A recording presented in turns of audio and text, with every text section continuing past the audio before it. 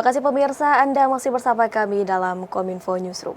Pemirsa, Kota Palu sebagai ibu kota Provinsi Sulawesi Tengah didiami penduduk dengan berbagai latar belakang suku yang berbeda. Kota Palu yang terletak di jantung Sulawesi tentu tidak lepas dari peran pemerintah kota untuk memajukan Kota Palu. Lantas seperti apa saja program yang dicanangkan oleh pemerintah Kota Palu dan juga seperti apa saja pengembangan SDM yang tengah dijalankan oleh pemerintah Kota Palu? Kita akan membahasnya hari ini bersama dengan Wali Kota Palu, Sulawesi Tengah, Bapak Hadianto Rashid, langsung dari studio CPR TV Jakarta. Kita sapa terlebih dahulu. Assalamualaikum, selamat malam Pak Hadi. Waalaikumsalam warahmatullahi wabarakatuh. Selamat malam Mbak Bilkis. Bagaimana kabarnya di hari ini Pak? Alhamdulillah baik. Ini merupakan sebuah kehormatan nih Pak bagi GPR TV, bagi kami bahwa Bapak bisa meluangkan waktu untuk bergabung bersama kami pada hari ini. Sebelumnya terima kasih banyak Pak telah meluangkan waktunya bersama kami. Saya yang terhormat diundang. Terima kasih. Baik, Pak Hadi, mengenai Kota Palu yang terus berkembang dan terus maju, ingin memajukan Kota Palu demikian, dan kemudian apa saja kiranya program prioritas yang tengah dicanangkan oleh pemerintah Kota Palu untuk memajukan Kota Palu? Silakan. Ya. Jadi pasca gempa 2018 ya, 2018 memang Kota Palu memang tengah memperbaiki dirinya gitu ya, karena devastasi yang didapatkan dari gempa memang cukup membuat Palu terseok-seok ya. Jadi berbicara tentang prioritas kerja, saya mengusung 53 program kerja yang tersampaikan dalam kampanye politik ya pada pemilihan wali kota sebelumnya, dan kemudian tentunya ini yang kemudian akan menjadi tanda tanya besar masyarakat gitu ya, dari 53 program seperti apa sih pencapaiannya. Maka 53 program itulah yang kemudian menjadi prioritas kerja hari ini. Baik, boleh dijelaskan secara singkat mungkin program yang dari 53 program tersebut, apa saja mungkin yang sudah selesai dan apa yang tengah berlangsung saat ini? Kita berusaha gitu ya, supaya 53 program ini berjalan semua gitu ya, karena dari 53 program ini ketika mereka terbagi, maka terbagi mungkin di setiap OPD ada yang terbebani dengan 1-2 program kerja ya. Nah, jadi dari 53 program ya kita bagi di sana ada masalah ekonomi, ada kemudian pelayanan dasar, ada masalah birokrasi ya, ada masalah mengenai sifatnya sosial kependudukan ya, dan lain sebagainya gitu ya. Kita berusaha untuk menyentuh semua aspek yang bersinggungan langsung dengan masyarakat dan mendorong itu bisa benar-benar diterapkan agar ya perkembangan di Palu bisa bergerak dengan lebih cepat gitu ya. Baik, meski demikian tentu tantangan ini juga tidak lepas dari adanya tantangan begitu ya Pak. Meski ada tantangan mungkin ini tidak begitu berarti, namun juga tidak menyurutkan semangat baik pemerintah maupun masyarakat untuk bersama-sama memajukan Kota Palu begitu.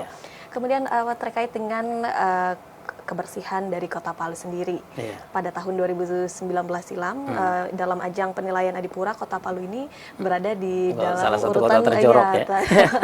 paling bawah begitu Pak. Lantas bagaimana terobosan yang dicanangkan oleh pemerintah Kota Palu ini untuk menangani masalah kebersihan yang ada di Kota Palu, Pak? Ya, pertama saya bersyukur bahwa tahun 2022 ini kita sudah keluar ya dari kota terjorok gitu ya, dan kemudian alhamdulillah dari tim penilai Adipura juga sudah datang ke Kota Palu gitu ya. Artinya bahwa ada progres yang cukup baik ya. Progres yang cukup baik, dan alhamdulillah dengan semangat masyarakat yang sangat baik, yang sangat kuat, bisa dilihat gitu perubahan kebersihan yang cukup baik di Kota Palu saat ini. Berarti sudah tidak lagi ada di bawah atau dalam termasuk kota jorok, sudah tidak ada lagi ya Kota Palu ya. Sudah ada perubahan dan sudah bersih begitu sekarang. Kemudian apa saja Pak kiranya program yang dicanangkan untuk pengembangan SDM, karena kita tahu SDM ini merupakan salah satu komponen penting gitu Pak dalam memajukan sebuah kota. Bagaimana cara melakukan pengembangannya? Sebenarnya pengembangan hampir sama dilakukan oleh daerah lain ya. Hanya saja saat ini ya kita sebagaimana juga hal ini saya sudah informasikan ke Bapak Menteri Dalam Negeri, dan kemudian alhamdulillah mendapatkan support. Kita melakukan pengiriman ASN magang ke seluruh kementerian. Kita juga melakukan magang kepala sekolah. Kita juga memberikan diklat ya kepada ASN bahkan tahun depan diklat kita akan berikan per bidang, dan kemudian jadi semua kepala bidang kita akan berikan plat diklat. Begitu juga dengan kepala seksi, dan diharapkan dengan semua ini nanti akan mampu menciptakan kondusivitas ya, manajemen yang baik, teamwork yang baik dari hasil semua itu. Baik, pengembangan untuk SDM ini tengah dilakukan. Salah satunya adalah dengan tadi adalah program magang begitu ya Pak ya. Iya. Nanti apakah nantinya setelah program magang ini dilaksanakan, kemudian apakah ada evaluasi mengenai program magang ini? Ya, jelas. Jadi nanti peserta ASN yang sudah magang nanti begitu kembali, nanti mereka akan mempresentate nanti hasil dari magangnya. Nah, kemudian hasil presentasi itu nanti akan dirembukan nanti dengan OPD terkait, dan kemudian kita lihat apakah kemudian hasil-hasil dari hasil dari magang mereka nanti apakah bisa diterapkan. Ya, kita berharap bahwa insya Allah akan mendapatkan hasil yang insya Allah bermanfaat dan kemudian bisa diterapkan untuk pengembangan SDM ya di ASN di pemerintah Kota Palu dengan lebih komprehensif. Baik, pengembangan SDM ini diharapkan dapat bermanfaat dan terus dapat bisa menularkan juga ke orang lain begitu ya Pak, yang dari manfaat yang telah didapat di sini. Oke, kemudian Pak Hadi, seiring dengan perkembangan teknologi, apakah kiranya Kota Palu ini siap untuk menyongsong era teknologi, era digital yang lebih maju? Ya, kita udah mendorong dari tahun 2021, kita udah terbitkan perwali terkait dengan Smart City Palu, ya, Dewan Smart City juga kita sudah bentuk, ya, kerjasama dengan mitra, ya. Dengan beberapa mitra kita mengharapkan bahwa Smart City Palu bisa bergerak cepat, walaupun Smart City ini sebenarnya kan bukan hanya smart dalam arti digitalisasi gitu ya, tetapi karena identik bahwa satu smart city itu adalah kota yang digital ya. Nah, kita mendorong percepatan ini bisa dilakukan tentunya. Ya, kita berharap ini bisa cepat agar supaya baik terkait dengan efektivitas, terkait dengan efisiensi ya, atas semua hal bisa didapatkan, pengelolaan pemerintahan juga bisa berjalan dengan baik, pengelolaan potensi daerah juga bisa terkondisikan dengan baik, ya semua bisa berjalan baik. Maka kuncinya ya Smart City, kota digital harus betul-betul bisa diterapkan secepatnya di Kota Palu. Oke, untuk SDM-nya apakah juga sudah siap begitu Pak untuk menyambut? Kalau SDM-nya siap lah ya. Sudah pasti siap ya Pak ya? Siap. Oke, kemudian pada tahun 2021 untuk anggaran Kota Palu ini realisasi mencapai 300 miliar rupiah begitu Pak. Dan kemudian juga akan ada peningkatan anggaran dalam hal tersebut. Dan dalam peningkatan anggaran ini apa saja kiranya program yang akan terus dipertahankan dan juga apa saja program yang akan ditingkatkan? Ya, apa yang sudah baik ya dipertahankan gitu ya. Apa yang juga baik ditingkatkan gitu. Tapi intinya bagaimana bahwa setiap tahun memang kita dipicu dan dipacu gitu untuk mampu gitu meningkatkan dan mengembangkan serta mengelola potensi-potensi yang ada, harus jauh lebih baik dari sebelumnya, karena kan progresivitas itu kan semuanya bergantung pada penilaian-penilaian seperti itu ya. Ketika program hari ini tercapai, maka tahun depan tentunya pencapaiannya harus lebih baik dari tahun ini.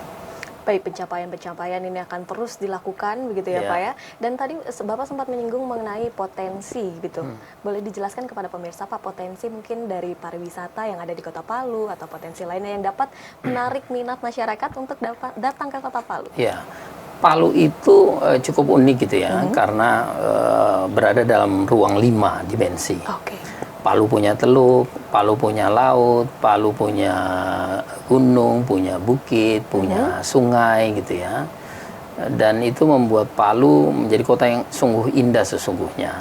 Nah, potensi itu yang saat ini kita berupaya bagaimana mengelolanya, mengoptimalkannya, makanya perbaikan-perbaikan infrastruktur ya. Kita dorong dengan sebaik-baiknya, peningkatan usaha ya, mikro kecil menengah juga masyarakat kita dorong. Bagaimana juga ya tempat-tempat strategis yang kita harapkan bisa menjadi potensi dari semua itu juga kita berikan perhatian yang cukup baik agar supaya betul-betul bisa bisa menciptakan ruang yang memang ya menjadi layak. Nah, ini yang kita yang saat ini kita kerjakan. Memang ya tidak semudah membalikan telapak tangan ya, apalagi saya baru jadi wali kota baru 1 tahun 7 bulan gitu ya, 1 tahun 7 bulan. Tetapi jalan menuju sana kita kuatkan terus gitu. Baik, berarti dapat disimpulkan bahwa Kota Palu ini juga siap untuk menerima investasi dengan demikian ya Pak ya? Ya, sangat siap gitu, apalagi Palu pertama juga memiliki kawasan ekonomi khusus. Baik. Ya, Palu juga merupakan sentra daripada Sulawesi Tengah, yang merupakan juga hub yang sangat strategis ya.